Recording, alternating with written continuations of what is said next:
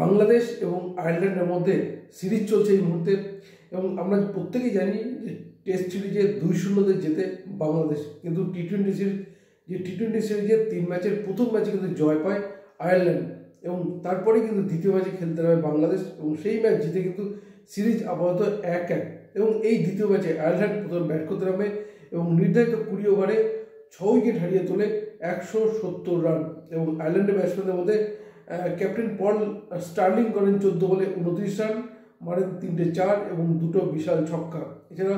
Team tractor করেন 25 বলে 38 run, তিনি মারেন 4টে 4 এবং 2টো ছক্কা। এছাড়া লোরকান টাকার তিনি করেন 32 বলে 41 রান করেন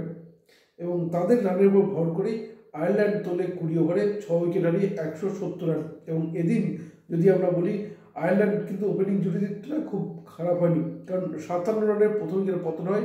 এরপর 88 রানের দ্বিতীয়, কিন্তু 89 রানের তৃতীয় উইকেট পড়ার পরেই 100 রান 3 রানে চতুর্থ এবং সেখানে কিন্তু রানের গতি কিছুটা হলেও থমকে যাওয়ার ফলে শেষ পর্যন্ত রান কিন্তু দাঁড়ায় 170-এ এবং বাংলাদেশের বোলারদের মধ্যে আমরা যদি দেখি মেহেদি হাসান 25 রান দিয়ে পান 3টে উইকেট।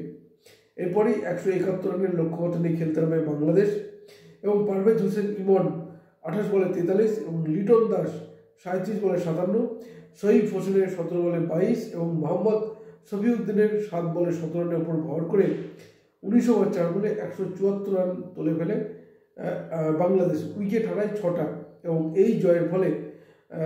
আপাতত টি-20 সিরিজে 3 ম্যাচে যে টি-20 সিরিজ সেই সিরিজ কিন্তু 1-1 দাঁড়িয়ে এবং বলা যেতে পারে তৃতীয় ম্যাচ কিন্তু রীতিমতো ফাইনালে পরিণত হবে। এই তৃতীয় ম্যাচ কোন দল জেতে